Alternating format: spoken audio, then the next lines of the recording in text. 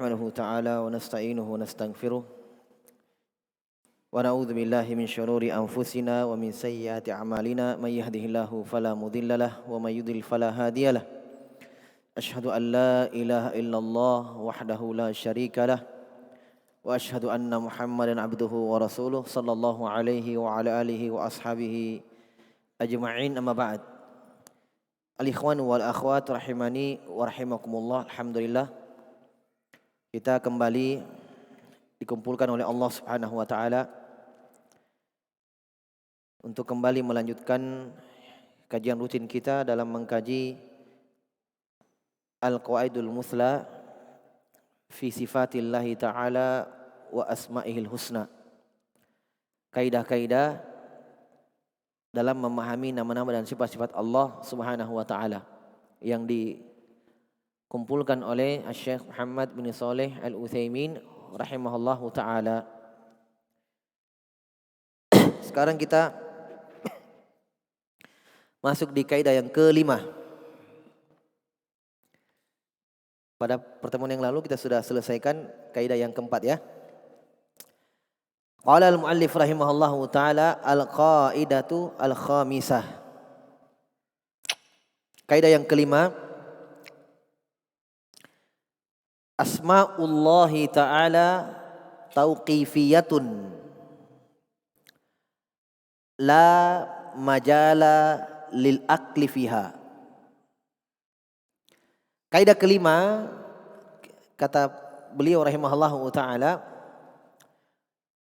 dalam memahami nama-nama Allah, yaitu asma'ullahi ta'ala, nama-nama Allah, asma'ul husna, itu tauqifiyah. Tauqifiyah itu hanya terbatas pada dalil. Faham? Biasa disebutkan kalau dalam istilah usul fikih, al-ibadatu tauqifiyah. Ibadah itu perkara tauqifiyah. Tidak bisa dikiaskan. Tidak bisa dikias. Tidak bisa disama-samakan. Paham? Kalau yang bisa dikiaskan itu ya bukan tauqifiyah namanya. Paham ya? Bukan tauqifiyah namanya. Dia memasukkan sesuatu, digolongkan kepada sesuatu yang sama ilahnya. Sesuatu itu sama. Walaupun sesuatu ini tidak disebut dalam dalil, baik Al-Quran maupun Sunnah, itu kias namanya. Itu bukan tauqifiyah. Adapun ibadah itu tidak bisa dikiaskan. Itu makna tauqifiyah. Nah, nama-nama Allah Subhanahu wa taala juga seperti itu, tauqifiyah. Hanya terbatas pada dalil saja. Terbatas pada dalil. Jadi kita mengambil nama-nama Allah Subhanahu wa taala dari Al-Qur'an maupun Sunnah. Tidak bisa disamakan, ditarik misalnya diambil nama itu dari kesimpulan-kesimpulan, tidak bisa. Diambil nama itu ketika Allah sebutkan dalam Al-Quran dalam bentuk nama, Allah namakan dirinya dengan nama itu, kita namakan Allah dengan nama tersebut. Kemudian dalam hadits juga. Difaham ya? Itu makna tauqifiyah. Syekh jelaskan la majala lil akli fiha, yang tidak ada tempat, tidak ada tempat untuk akal di dalamnya. Paham ya? Itu makna tauqifiyah. Sesuatu yang tidak bisa dengan logika, dengan akal. Dia sempit pengambilannya, hanya terbatas pada dalil. Kalau tidak ada, maka kita tidak bisa menamakan Allah dengan nama tersebut. Beliau urai lagi, wa ala hadza, di atas kaidah ini Fayajibul wuqufu fiha ala ma jaa bihil kitab was sunnah. Ala ma jaa bihil kitabu was sunnatu. Maka berdasarkan dengan kaidah ini, di atas dasar inilah maka wajib wukuf, berhenti, ya, menahan diri, tidak berbicara, tidak menambah, apalagi mengurangi, berhenti pada apa-apa yang dengannya datang Al-Quran dan Sunnah. Apa yang Allah sebutkan dalam Al-Quran tentang nama-nama itu, kita imani bahwa itu nama-nama Allah Subhanahu wa ta'ala. Apa yang Nabi sebutkan di dalam hadits, bahwa itu adalah nama-nama Allah Subhanahu wa ta'ala, kita namakan Allah dengannya. Fala yuzadu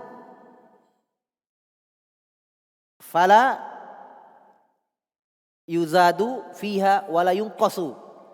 Maka tidak boleh ditambah dan dikurangi. Paham? Tidak boleh ditambah dan dikurangi. Li'annal aqla, karena akal, la yumkinuhu idraku ma yastahiquhu ta'ala minal asma. Karena akal itu tidak mungkin mengidrak, mendapatkan seluruhnya, mengetahui seluruhnya. Apa-apa yang menjadi hak Allah, apa-apa yang berhak untuk Allah. Apakah akal bisa sampai ke sana? Apakah akal bisa mengetahui apa yang ada untuk Allah semua? Apakah akal bisa menjangkau bagaimana tangan Allah? Bagaimana pendengaran Allah? Bagaimana wajah Allah? Bagaimana penglihatan Allah Subhanahu wa ta'ala? Tidak. Jelas ya? Karena itu semua hak Allah. Ma yastahiqu. Apa yang berhak untuk Allah dari haknya, urusan Allah, ya, maka akal tidak bisa menjangkau. Adapun urusan makhluk, Allah Subhanahu wa ta'ala menjangkau semuanya. Kata Allah, la tudrikul absar wa huwa yudrikul absar. Mata-mata manusia tidak bisa melingkup Allah. Allah lah yang melingkup seluruh mata-mata manusia. Di dalam ayat yang Allah tegaskan, wala yuhituna bihi ilma. Ilmu manusia tidak bisa melingkup Allah. Tapi ilmu Allah melingkup seluruh makhluk. Ya kan? Jadi wajar kalau urusan Allah tentang nama-namanya tauqifiyah. Kenapa? Karena akal tidak bisa ke sana. Tidak bisa mengetahui semua nama-nama Allah, tidak bisa mengetahui semua sifat-sifat Allah. Kenapa? Karena itu urusan Allah. Jangankan tentang Allah, tentang syariat Allah Subhanahu wa ta'ala, akal juga tidak bisa ke sana, mau menambah-nambah. Iya. Kita berpikir, salat subuh misalnya, kayaknya kurang cocok 2 rakaat, terlalu cepat. Tambah 5 rakaat. Paham? Nggak bisa akal ke sana. Nggak bisa dipakai akal. Ali bin Abi Thalib mengatakan, lau kana dinu birro'yi, lakan asfalu khuf, aula bil masmin a'lahu. Kata Ali bin Abi Thalib, seandainya agama dengan akal, maka bagian bawah sepatu itu lebih pantas untuk diusap daripada atasnya. Padahal perbuatan Nabi SAW, beliau mengusap di atas sepatunya ketika berwudu, mengusap di atasnya. Hadits yang mutawatir dari sahabat, puluhan sahabat yang meriwayatkan hadits tentang al-mas'u al-khufain. Kalau agama dengan akal pasti yang diusap bawahnya, karena itu yang kotor. Ya kan? Apalagi tentang hak urusan Allah, tentang diri Allah Subhanahu wa ta'ala. Jelas ya? Baik. Maka kalau seperti itu, jadi ini sebenarnya beliau kasih dulu gambaran secara logika ya, secara akal. Kenapa nama-nama Allah hanya terbatas pada dalil? Jawabannya itu karena akal tidak bisa menjangkau apa-apa menjadi hak Allah, apa-apa menjadi urusan Allah. Nggak bisa akal ke sana. Maka fawajabal wuqufu fi dzalik, maka wajib berhenti pada hal itu.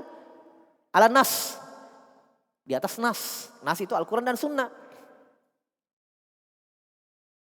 Makanya dalam Al-Quran banyak ayatnya tentang ucapan orang-orang beriman. Sami'na wa ata'na. Kami dengarkan dan kami taat. Karena semuanya adalah urusan Allah Subhanahu wa ta'ala. Liqaulihi ta'ala, karena Allah berfirman dalam Al-Quran, wala taqfu ma laysa laka bihi ilm, innas sam'a wal basara wal fuada kullu ulaika kana anhu mas'ula. Kata Allah, janganlah kamu berucap pada apa-apa yang kamu tidak ada ilmu padanya.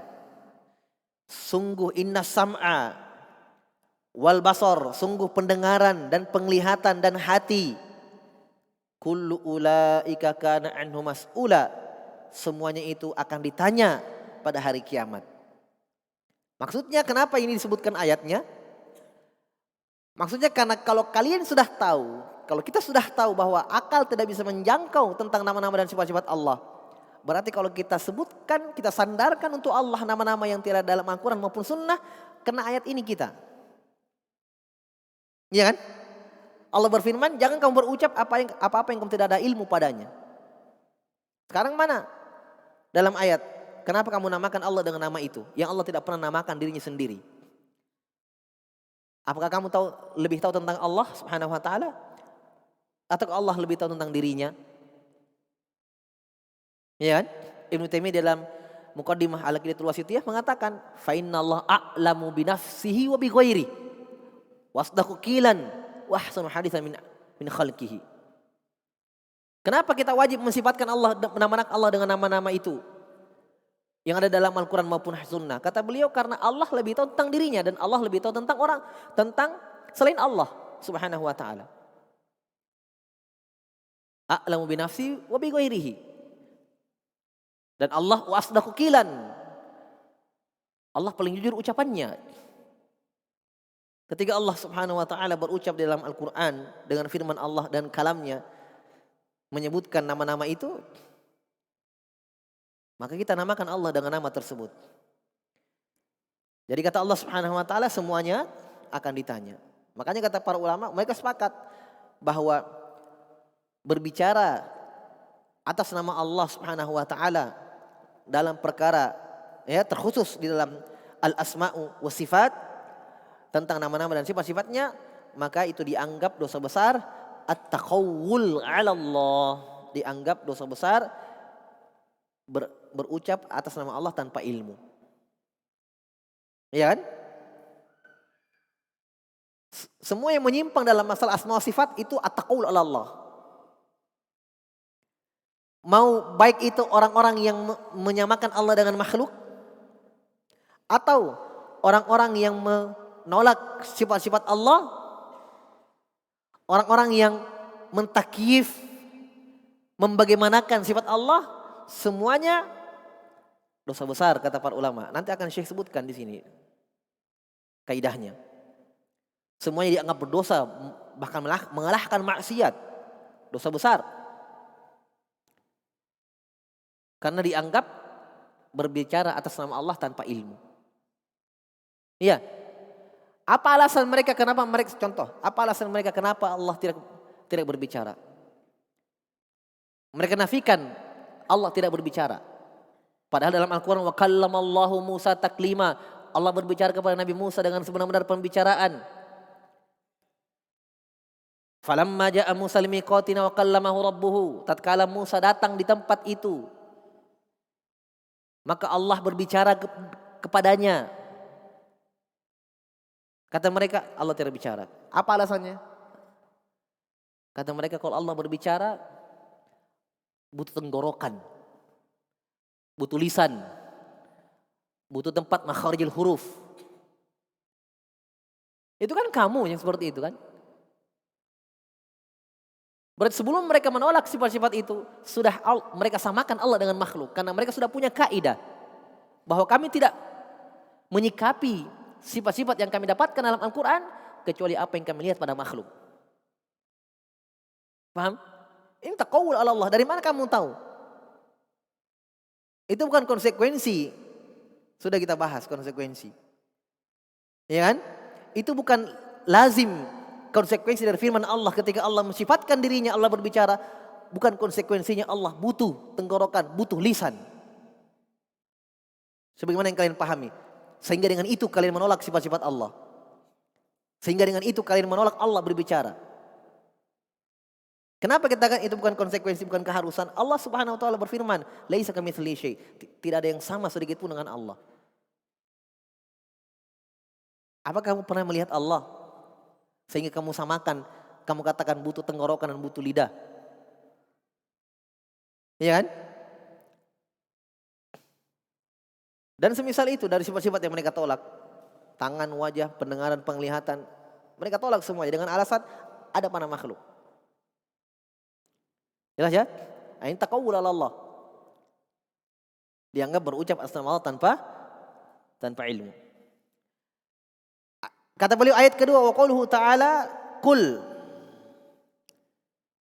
innama harrama rabbiyal fawahisha ma dhahara minha wa batana wal isma wal baghya bighairil haqqi wa an tusyriku billahi ma lam yunzil bihi sultana wa an taqulu 'ala Allahi ma la ta'lamun.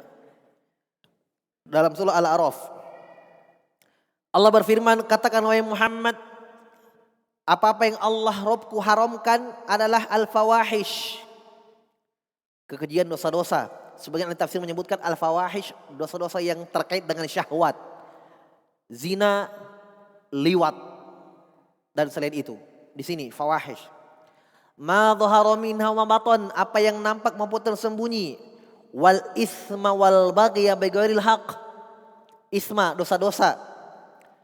Ada yang mengatakan isma di situ khomer. Wal baghya bighairil haqq, ada yang mengatakan baghi bighairil haqq itu adalah membunuh, menzalimi orang dan seterusnya. Ini susunan dosa-dosa besar hingga yang besar. Disusun dari yang besar ke yang paling besarnya. Ada lagi setelah itu ada. Apa itu? Kata Allah, wa antusyriku billahi ma lam yunzil bihi sultana. Yang Allah haramkan adalah kalian berbuat kesyirikan, menyekutukan Allah Subhanahu wa taala apa-apa yang kamu tidak ada sultan padanya, yang tidak ada dalil padanya. Bukan berarti ketika ada dalil boleh syirik. Paham? Ini namanya kalau dalam ilmu usul tafsir qaidun ghair murad. Qaid yang tidak diinginkan, pemahaman kebalikannya. Paham? Hanya disebutkan mimbabil aglab. Kebanyakan. Paham maksudnya? Sama kalau misalnya firman Allah dalam surah Al-Isra, wala taqtulu auladakum khasyata imlak. Jangan kalian bunuh anak-anak kalian karena takut miskin. Ada penyebutan takut miskin. Jangan difahami sebaliknya. Oh berarti kalau tidak takut miskin, ya, bukan dengan alasan itu boleh bunuh anak. Tidak. Paham? Kenapa disebutkan? Karena kebanyakan orang yang membunuh anaknya karena apa? Karena takut miskin. Nanti mau makan apa? Bagaimana biaya sekolahnya? Bagaimana ininya, biaya hidupnya? Takut miskin. Paham? Disebutkan itu tidak ada pemahaman kebalikan yang diinginkan. Sama di sini. Kata Allah, Allah haramkan kepada kalian berbuat kesyirikan apa-apa yang kalian tidak ada dalil padanya. Karena memang kebanyakan, bahkan semua orang-orang yang berbuat kesyirikan, kebanyakannya tidak ada dalilnya. Tidak ada hujah atas mereka. Tidak ada hujah untuk mereka. Bahkan yang ada dilarang berbuat kesyirikan. Paham ya? Masih ada dosa besar lagi? Masih ada. Kata Allah, wa antakulu 'alallahi ma la ta'lamun. Dan kalian berucap atas Allah tentang urusan Allah ma la ta'lamun. Tentang urusan Allah masuk dalamnya apa? Masuk dalamnya tentang syariat-syariatnya. Ini bid'ah masuk di sini. Semuanya berucap atas nama Allah, berdusta atas nama Nabi SAW, berucap atas nama Allah Subhanahu wa taala tentang agamanya. Berucap atas nama Allah tanpa ilmu. Dia ucapkan sesuatu, ya, menyandarkan ini kepada agama, padahal Allah tidak pernah perintahkan. Bukan terkhusus pada sifat-sifat Allah saja, tentang urusan Allah tidak. Tentang urusan syariat Allah. Makanya Ibnu Qayyim, ikhwan sekalian perhatikan, Ibnu Qayyim rahimahullah berdalilkan dengan ini ayat ini bahwa dosa yang paling besar mengalahkan kesyirikan adalah apa? At-taqawul 'ala Allah, berbicara atas nama Allah tanpa ilmu. Dengan ayat ini. Kenapa? Kata Ibnu Qayyim, karena kesyirikan itu muncul karena ini. Iya kan? Ditanya, boleh tidak ke sana? Oh boleh, tidak apa-apa. Berdoa di kuburan sana, apa? Itu kan wali. Berfatwa tanpa ilmu menyebabkan kesyirikan. Kalau kita lihat kesyirikan yang paling pertama muncul di muka bumi, iya kan? Dalam Sahih Bukhari dijelaskan oleh Ibnu Abbas radhiyallahu an, kisah kaumnya Nabi Nuh alaihissalam. Seperti itu juga. Adanya yang berucap dan berbuat tanpa ilmu. Sehingga patung-patung yang mereka buat yang awalnya tidak disembah hanya untuk mengingat jasa-jasa orang-orang yang soleh sudah meninggal dari kaum Nabi Nuh, mereka buat patungnya dan ditempatkan, diposisikan pada tempat yang mereka dulu biasa beribadah di situ. Belum disembah. Ketika yang membuat patung itu sudah meninggal, kata Ibnu Abbas, wa nusiyal ilmu, dilupakanlah ilmu itu, fa'ubida min dunillah, disembahlah patung-patung itu selain Allah Subhanahu wa taala. Itu awal kali muncul kesyirikan di muka bumi. Sampai pada hari kiamat dari situ. Jelas ya? Hanya walaupun para ulama sebagiannya memberikan taujih, memberikan arahan, memberikan jawaban dari pendapat Ibnu Qayyim tersebut, kata mereka kalau dianggap berucap atas nama Allah tanpa ilmu di dalamnya juga masuk kesyirikan, maka ucapan Ibnu Qayyim benar. Tapi kalau alal itlaq, secara mutlak dikatakan dosa ini paling besar mengalahkan kesyirikan, maka itu kurang tepat. Karena Allah berfirman, innasyirka la zulmun azim. Syirikan adalah kezaliman yang paling besar.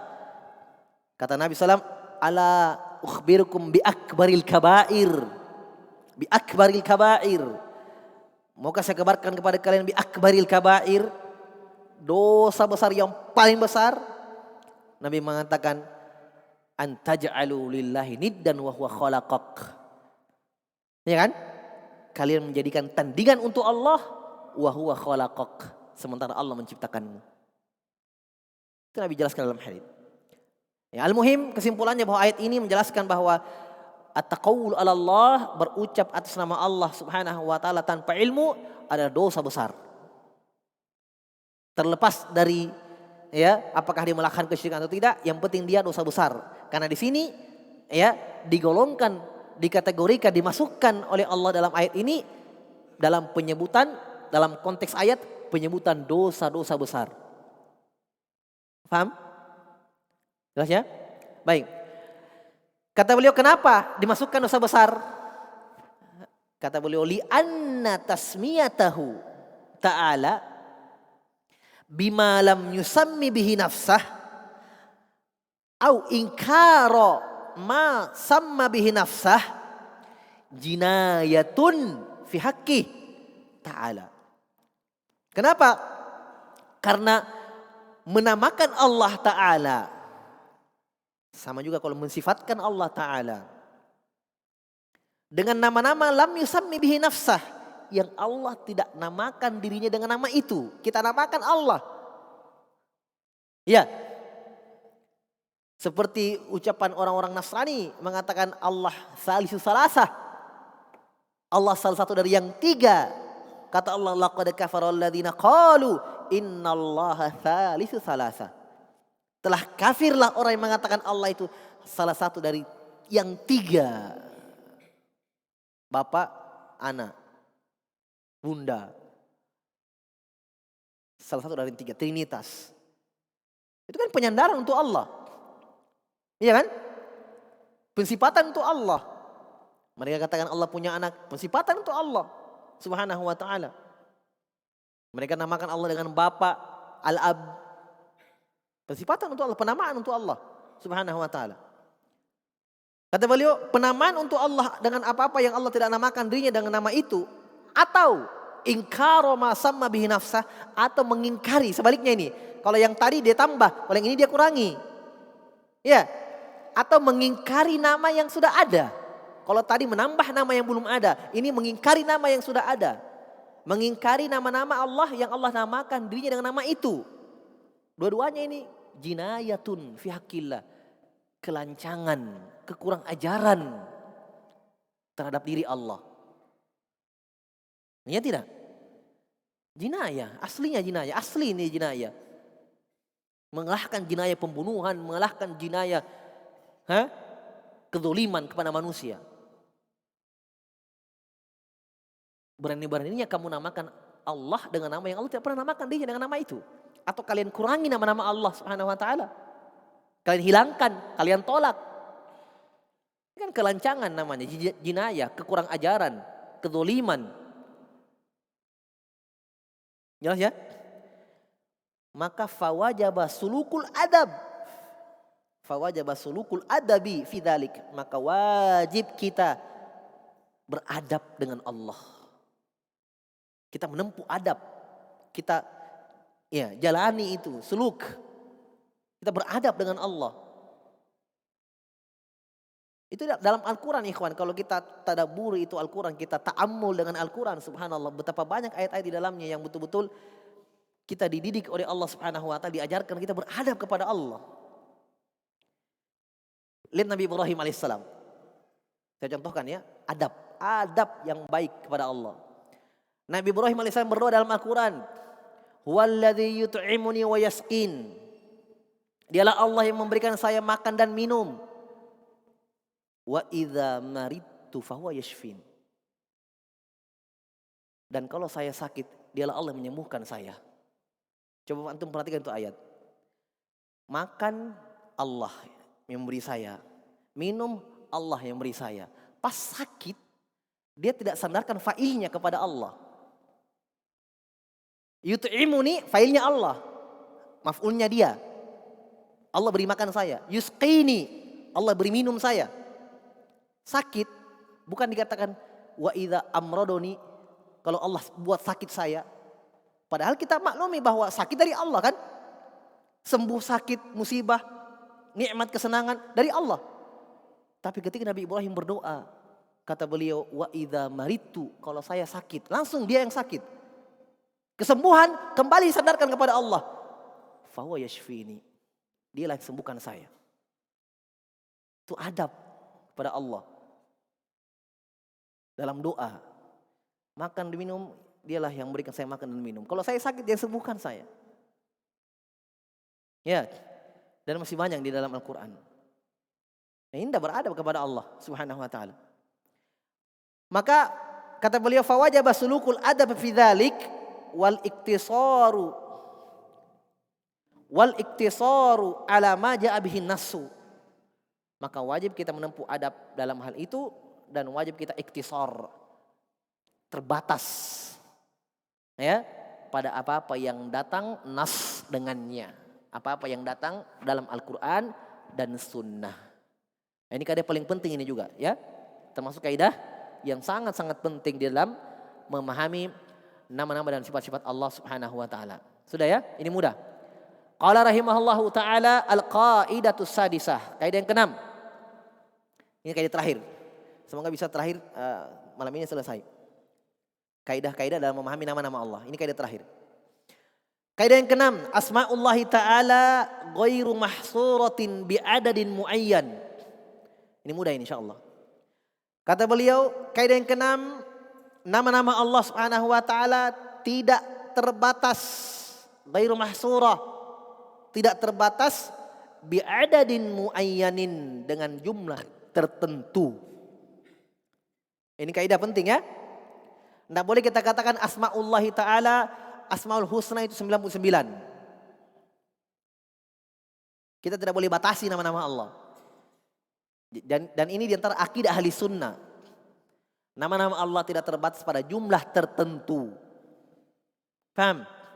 Kita lihat. Dari mana mereka ambil dalil ahli sunnah? Para salaf mengambil kaidah ini. Liqauli sallallahu alaihi wasallam fil haditsil masyhur, berdasarkan dengan sabda Nabi dalam hadits yang masyhur terkenal, dalam doa beliau di bagian akhirnya apa kata Nabi? As'aluka bikulli ismin huwa laka sammaita bihi nafsaka au anzaltahu fi kitabika au 'allamtahu ahadan min khalqika au ista'tharta bihi fi ilmil ghaibi indaka. Al hadits rawahu Ahmad Ibnu Hibban. Doa Nabi, potongan di situ ada potongan doa, as'aluka bikulli ismin huwalak. Saya meminta kepadamu ya Allah dengan nama-nama yang nama itu untukmu. Apa namanya ini? Berdoa dengan nama-nama Allah. Tawassul. Memakai perantara dalam doa. Nama-nama Allah, sifat-sifat Allah. Dan itu diantara min ahsani tawassulat. Diantara bentuk tawassul yang paling afdol. Tawassul dengan nama-nama Allah Subhanahu wa taala. Ini ibadah. Walillahil asmaul husna fad'uhu biha. Allah memiliki nama-nama indah, berdoa dengan nama itu. Kata Nabi SAW, ya Allah saya meminta kepadamu dengan semua nama-nama untukmu. Maksudnya melalui nama-namamu ya Allah. Yang nama itu sammaita bihi nafsak. Yang nama itu ya Allah kamu namakan dirimu dengannya. Atau nama-nama yang engkau anzaltahu fi kitabik. Atau nama-nama yang engkau turunkan dalam Al-Quran. Atau nama-nama yang engkau ajarkan dari salah seorang dari makhlukmu. Siapa? Para Nabi dan Rasul. Ya. Atau ini syahidnya. Atau nama-nama yang kamu simpan. Ista'tharta. Yang kamu simpan. Fi ilmil ghaibi indak. Di ilmu ghaib di sisimu. Apa yang antum pahami? Berarti ada nama yang apa? Ada nama yang ghaib. Ada nama yang Allah tidak sebutkan dalam Al-Quran dan hadits melalui Nabi SAW. Ada yang nama yang tidak disebut. Makanya Nabi sebutkan semua di sini. Ya Allah, saya minta dengan nama-namamu yang engkau sebutkan, yang engkau namakan dirimu dengannya. Atau dengan nama-nama yang kau turunkan dalam Al-Quran. Atau dengan nama-nama yang kau ajarkan dari makhlukmu. Yang kamu kehendaki. Dan dengan nama-nama yang kamu simpan di sisimu. Maka keliru besar kalau kita batasi nama-nama Allah. Jumlah 99. Dari mana kita tahu? Sementara ada yang nama Allah yang ghaib. Iya kan? Yang kita tidak tahu. Yang Allah tidak sebutkan. Paham? Ini jelas haditsnya. Dari sinilah dinukil kesepakatan oleh para ulama bahwa nama-nama Allah tidak terbatas pada jumlah tertentu. Oh Ustadz, ada hadis 99? Nanti sabar, dijawab. Di sini disebut. Ada penyebutan 99, tapi tidak ada pendalilan sama sekali. Hadits ini diriwayatkan oleh Imam Ahmad dan Ibnu Hibban, haditsnya sahih. Wal Hakim dan wahwa sahih haditsnya ya. Perhatikan pendalilannya. Wa masta'tsarallahu ta'ala bihi fi ilmil ghaibi la yumkinu li ahadin hasruhu. Maka apa-apa yang Allah simpan dalam ilmu ghaibnya, maka tidak ada sama sekali satu orang pun yang mampu hasruh, yang mampu membatasinya. Tidak mungkin, la yumkin. Ya, tidak mungkin salah seorang dari kita, dari makhluknya membatasi, menentukan. Karena Allah tidak sebutkan. Walal ihatatu bihi, dan tidak ada bisa melingkup semua itu kecuali Allah sendiri. Ya. Ini dia. Fa amma qaulu sallallahu alaihi wasallam, adapun hadits yang dipakai oleh sebagian orang mengatakan Asmaul Husna 99, dijawab. Adapun hadits Nabi, innalillahi tis'atan wa tis'inasman mi'atu illa wahidan man ahsaha dakhalal jannah. Adapun sabda Nabi sallallahu, Nabi bersabda, sungguh Allah memiliki tis'atan 9 wa tis'inasman dan 90 tambah 9 berapa? 99. Nabi kuatkan lagi, mi'atan illa wahidah, 100 kecuali 1. Berapa itu berarti?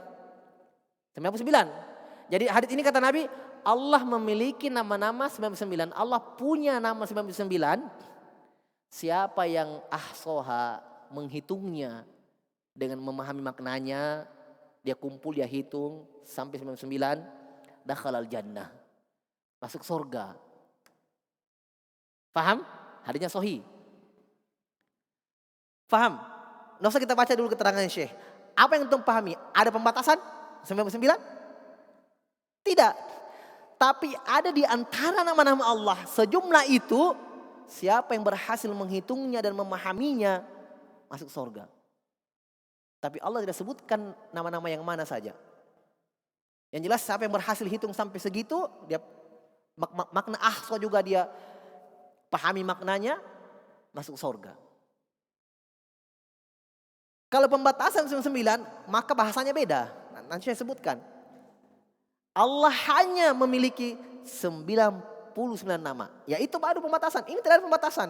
Sama misalnya kalau kita katakan, ada uang di kantong saya 1 juta, saya siapkan untuk infak. Kalimat saya itu ada makna bahwa harta saya cuma ini? Hah? Tidak kan? Tapi ada 1 juta, saya sudah siapkan infak. Ada pembatasan? Tidak ada. Mungkin di berangkas masih banyak, di ATM lagi banyak. Kan begitu. Jelas ya? Jadi tidak ada makna pembatasan di sini. Maka kata beliau, ini hadits fala yadullu ala hasril asma'i bihadzal adad. Maka tidak ada menunjukkan terbatasnya nama-nama Allah pada jumlah ini, 99 ini. Walau kana muradu al-hasru lakanatil ibarah.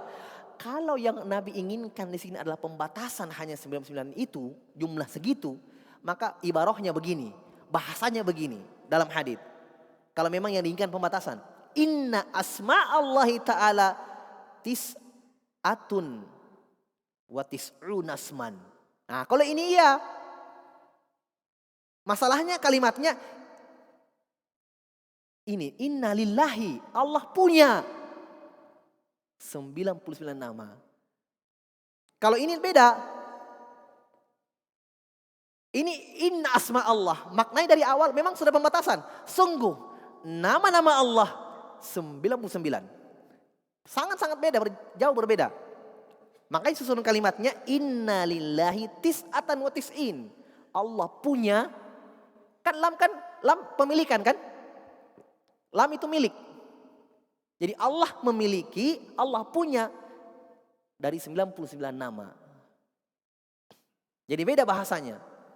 Kalau pembatasan ini yang diinginkan. Kalau memang bahasanya pembatasan. Tapi bukan itu dalam hadis kalimatnya. Ya. Man ahsoha dakhalal jannah. Wa nahwu dzalik, atau yang semisal dengan itu dari kalimat-kalimat yang bermakna pembatasan. Tapi sabda Nabi, inna lillahi tis'atan wa tis'ina asman. Allah punya 99 nama.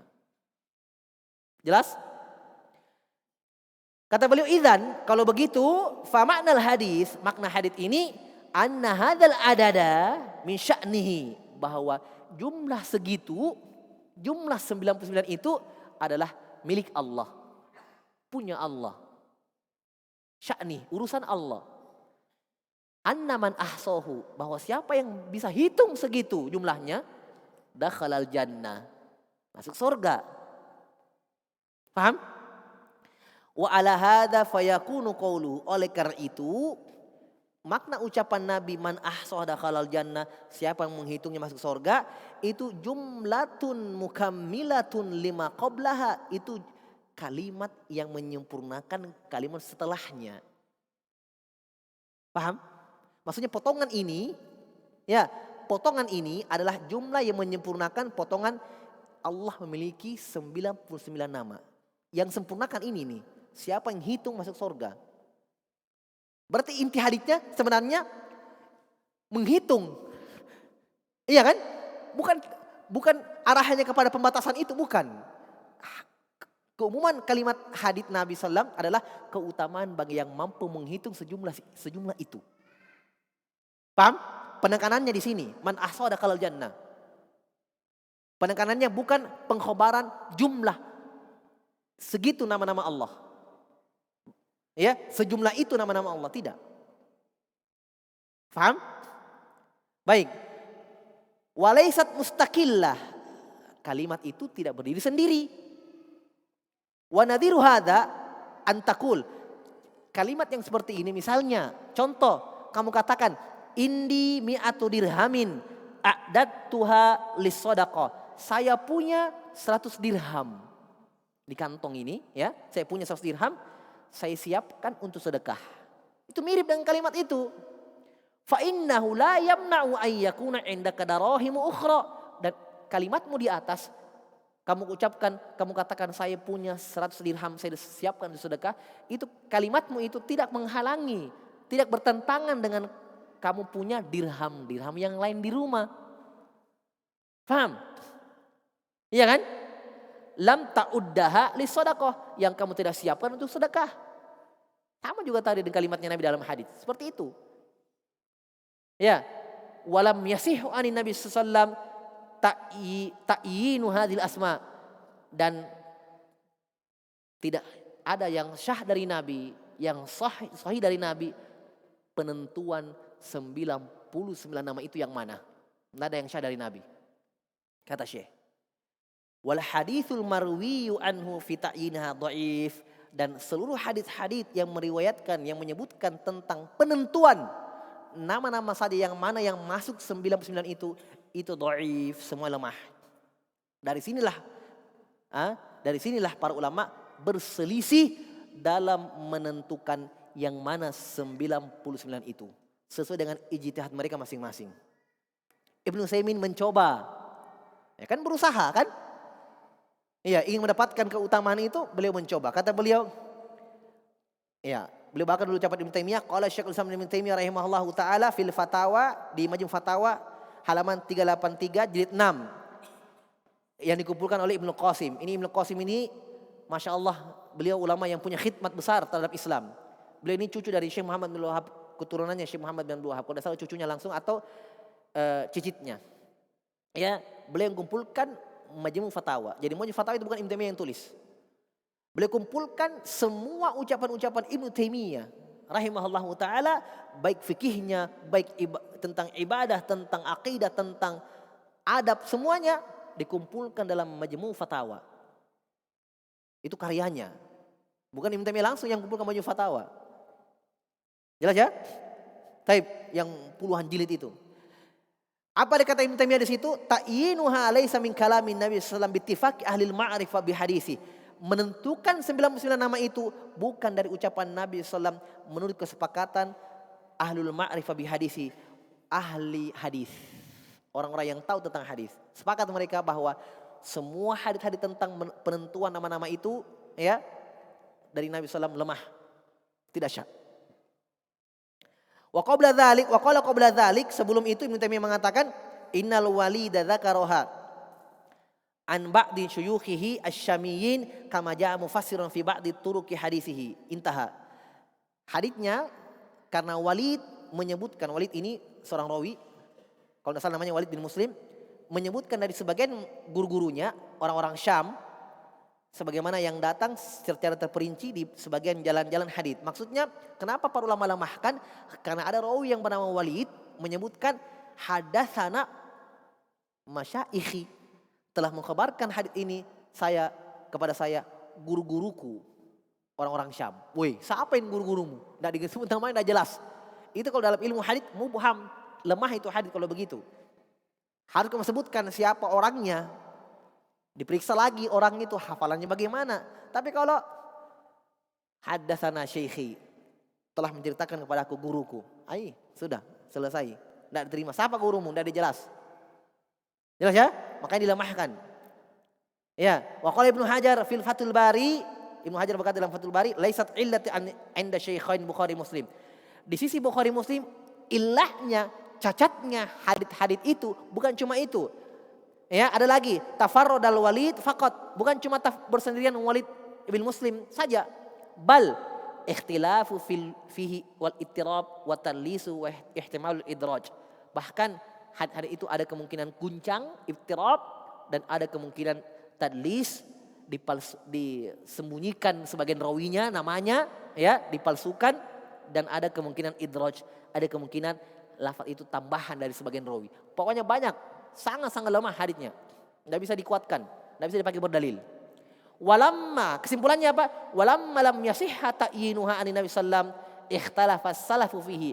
Maka tatkala tidak ada yang sahih dari Nabi penentuannya mana-mana saja yang 99 itu, maka ikhtalafas salafu fihi, berselisihlah di sana para salaf tentang menentukannya. Waruwiya anhum fi dzalika anwa'un, diriwayatkan dari para salaf, mungkin Imam Ahmad juga pernah mencoba, Imam Syafi'i pernah mencoba, dan para ulama salaf pernah mencoba menentukan 99 itu untuk mendapatkan keutamaan masuk surga itu. Tapi berselisih mereka. Ya, berselisih. Maka waqad jama'tu, kata beliau, saya coba juga, ya, saya coba mengumpulkan juga tis'atan wa tis'ina asman, 99 nama. Saya coba dalam Al-Qur'an dan dalam sunnah, mimma dhuharuli, menurut apa-apa yang menurut saya pandang ini nama-nama Allah dalam Al-Qur'an dan sunnah. Ya, min kitabillahi wa sunnah, dari Al-Qur'an dan sunnah Rasul sallallahu alaihi wasallam. Fa min kitabillah, dari Al-Qur'an boleh sebutkan berapa ini? Banyak. Kita mulai ya, Allah. Ya, ini berapa ini dalam Al-Qur'an lafaz jalalah? Banyak sekali ya. Al-Ahad, Al-A'la, Al-Akram. Ya, Al-Akram. Ada dalam Al-Quran. Al-Ilah. Ya, makanya ada namanya orang Abdul Ilah. Jadi nama-nama Allah Asmaul Husna, lain Allah, ini lain ilah, lain ya. Maknanya sama, Dzul Uluhiyah, tapi nama berbeda penyebutannya dalam Al-Quran disebutkan berbeda juga. Paham? Al-Awwal, Al-Akhir. Apa artinya dulu ini yang tadi? Al-A'la, apa artinya Al-A'la? Yang maha tinggi. Antum baca dalam sujud, Subhana rabbiyal a'la, Subhana rabbiyal a'la. Ya, makanya Jam bin Safwan ketika menolak Allah di atas, dia tolak dari ayat-ayat, pas dia sholat, sujud, waduh, Subhana rabbiyal a'la. Maha suci Allah yang maha tinggi. Dia ganti, Subhana rabbiyal asfal, maha suci Allah yang maha di bawah. Dikafirkan oleh para ulama langsung. Ayat-ayat bisa dia tolak. Ketika dia sholat, Subhana rabbiyal a'la, dapat lagi maha tinggi. Tolak, diganti haditsnya, diganti doanya. Jelas ya? Al-Zahir, wal awal, yang maha pertama. Nabi tafsirkan laisa qablaka syai', tidak ada sebelummu sesuatu ya Allah dalam hadits. Al-akhir, laisa ba'daka syai', tidak ada setelahmu sesuatu. Zahir yang maha tinggi, al-batin yang maha dekat. Ya. Al-Bari yang maha mulia, yang maha memulai, pencipta. Ya. Bari bermakna Rabb ya, penguasa, pencipta. Al-Bar yang maha baik, Al-Basir maha melihat, At-Tawwab yang maha menerima taubat, Al-Jabbar, Al-Hafid, Al-Hasib yang maha menghitung, Al-Hafid, Al-Hafi, innahu kana bihafiya dalam Al-Quran ya, Al-Hafi. Al-Haq, Al-Mubin, Al-Hakim, Al-Halim, Al-Hamid, Al-Hayy, jelas ya, maha hidup. Al-Qayyum, Al-Khabir yang maha mengetahui, Al-Khaliq, Al-Khallaq. Ini mirip maknanya, hanya Al-Khallaq lebih dalam, lebih ablagh, iya. Khallaq, fa'al. Ada dalam Al-Quran ya, Khallaqul Alim. Ar-Ra'uf, maha baik, maha lembut. Ar-Rahman, Ar-Rahim, Ar-Razzaq, Ar-Raqib. Ya. Kana alaihim raqiba dalam Al-Quran. As-Salam, As-Sami'. Ya, kalau cari nama-nama anak, di sini sudah. Tinggal tambahkan Abdu di depannya. Ini Asmaul Husna. Ya. Taib, masih banyak. Asy-Syakir, Asy-Syakur, Asy-Syahid, As-Samadu, Al-Alim, Al-Aziz, Al-Azim, Al-Alim, Al-Ali. Al-A'la dengan Al-Ali sama maknanya tinggi. Ya. Al-Ghaffar, hanya datang penyebutannya dalam Al-Quran seperti itu disebutkan juga. Al-Ghafur, sama maknanya maha mengampuni. Ghaffar, Ghafur. Hanya memang datang dalam Al-Quran dalam bentuk dua nama ini maka disebutkan. Al-Ghani, maka ya Al-Fattah, yang maha membuka. Al-Qadir, Al-Qahir, Al-Quddus, Al-Qadir, Al-Qarib, Al-Qawi, yang maha dekat, ini yang maha kuat. Al-Qahar, Al-Kabir, Al-Karim, Al-Latif, Al-Mu'min, Al-Muta'ali, Al-Mutakabbir, Al-Matinu, Al-Mujibu, Al-Majidu, Al-Muhit, Al-Musawwir, Al-Muqtadir, Al-Muqit, Al-Malik, Al-Malik, Al-Maula. Al-Muhaimin, An-Nasir, Al-Wahid, Al-Waris, Al-Wasi', Maha luas, Al-Wadud. Jelas ya, Al-Wadud, Maha mencintai. Al-Wakil, Al-Wali, Al-Wahhab, Al-Ghafur. Itu semua dalam Al-Quran. Ya, berapa ini Syekh sebutkan tadi? Nanti ada sebutkan ya, jumlahnya. Itu dalam hadits, dalam Al-Quran. Dalam hadits Al-Jamil. Sampai sebut haditsnya. Al-Jamil. Innallaha jamil yuhibbu al-jamal. Taib. Al-Jawad dalam doa, innaka jawadul karim. Maha baik. Al-Hakam. Al-Hayy. Ar-Rabb. Ini nama ini ya, Rabb. Ya, Ar-Rabb. Ar-Rafiq. As-Subbuh. As-Sayyidu. Asy-Syafi. At-Tayyibu. Al-Qabid. Al-Basit. Al-Muqaddim. Al-Muakhir. Al-Muhsin. Ini haditsnya diperselisihkan. Kalau guru-guru kami di Yaman dulu, mereka sudah periksa haditsnya, hadits tentang nama Al-Muhsin, mereka lemahkan haditsnya. Sebagian mensahihkannya. Ibnu Utsaimin menganggapnya sahih.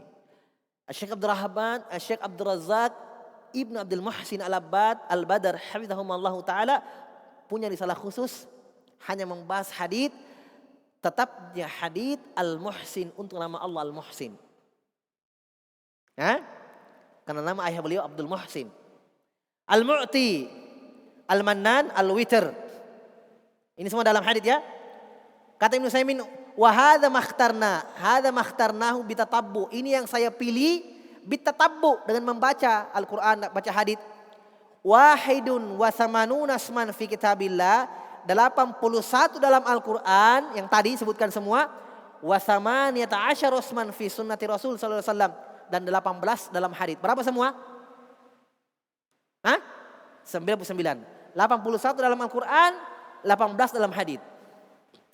Ini menurut beliau ya, ijtihad. Ya. Wa in kana indana taraddud fil idkhalil hafi. Walaupun saya, kata beliau, taraddud, bimbang, ragu dalam memasukkan nama Al-Hafi. Tadi ada Al-Hafi? Ada dalam Al-Quran. Kenapa ragu? Kata beliau, li'annahu innama warada muqayyadan fi qoulihi ta'ala an Ibrahim, innahu kana bi hafiya. Kenapa beliau ragu? Karena datang dalam Al-Quran cuma satu kali penyebutan, dan datang dalam bentuk muqayyad, dikaitkan dengan Ibrahim. Apa kata Ibrahim? Innahu kana bi hafiya. Sungguh Allah kepadaku maha baik. Tapi disebutkan kepadaku maha baik. Innahu kana bi hafiya, maha penyayang, hafi. Makanya beliau ragu menyebutkan. Tapi beliau masukkan. Hanya dengan agak ragu sedikit. Jelas ya? Wa makhtarnahu fahuwa hasba ilmana, hasba ilmuna, hasba ilmina wa fahmina. Apa yang kami pilih tadi itu sesuai dengan ilmu kami dan pemahaman kami. Maksudnya kalau ada yang keliru, ada yang sebagian ulama ini dia tidak anggap, ya itu terserah mereka. Tapi kalau menurut Ibnu Utsaimin rahimahullah, sesuai dengan pemahaman beliau, ilmu beliau, ini dia. Paham ya? Wa fawqa kulli dzi ilmin alim. Subhanallah. Ini ketawaduan. Dan di atas orang-orang yang berilmu masih ada orang yang berilmu. Hatta yasila dzalika ila alimil ghaibi wasyahadah wa man huwa bikulli syai'in alim. Sampai ilmu itu kepada Allah Subhanahu wa taala yang Maha mengetahui dari seluruh yang gaib. Ya, dan yang disaksikan. Dan Allah Subhanahu wa taala bikulli syai'in alim. Maha tahu terhadap segala sesuatu. Baik, itu kaidah yang ke-6. Masih ada satu ya tentang kaidah nama-nama Allah Subhanahu wa taala. Berarti itu yang terakhir. Nah, ini baru masuk kepada bab kedua. Berarti kita sisakan ini pekan depan. Insyaallah taala tinggal satu kaidah lagi. Kaidah ke-7 dalam memahami nama-nama Allah Subhanahu wa taala. Kita cukupkan dulu, insyaallah taala kita lanjutkan pada pertemuan selanjutnya. Wallahu a'lam bishawab. Naktabi hadzal qadar, subhanakallahumma bihamdik, asyhadu an la ilaha illa anta astaghfiruka wa atubu ilaik. Wa akhiru da'wana alhamdulillahi rabbil alamin.